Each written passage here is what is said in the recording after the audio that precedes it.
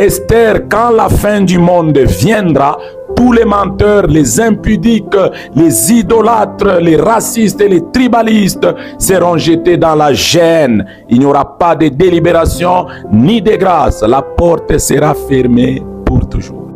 Mais certains disent qu'on sera sauvé par la grâce. Non, Esther, la grâce n'agira pas au jugement dernier. C'est maintenant que nous vivons la dispensation de la grâce.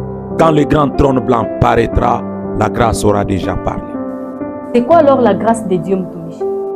La grâce de Dieu, Esther, c'est la main de Dieu tendue vers la terre. Cette faveur de Dieu qui nous donne le pardon des péchés par la repentance et le baptême d'eau.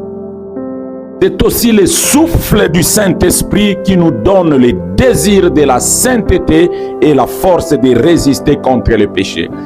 C'est pourquoi cette dispensation est aussi appelée dispensation du Saint-Esprit.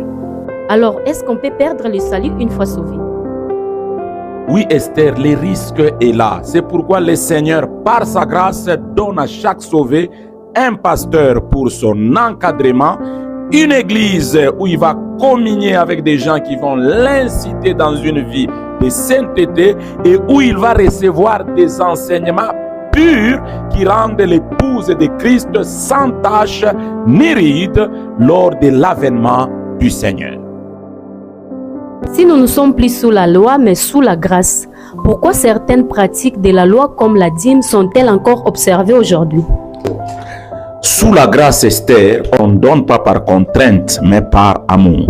On ne donne pas par obligation mais par conviction. Le Saint-Esprit nous pousse à donner par reconnaissance envers Dieu, par la foi et pour soutenir les personnes qui nous encadrent. Abraham et Jacob avaient déjà donné avant la loi dans la dispensation de la promesse. Alors je peux donner le pourcentage que je veux. Tu peux aller au-delà de 10%, mais jamais en dessous du plan de Dieu. Les 10% n'étaient pas seulement une loi, mais une sagesse de Dieu pour soutenir ses serviteurs qui travaillaient à la maison de Dieu. Le Saint-Esprit ne pousse pas à retenir, il pousse à partager.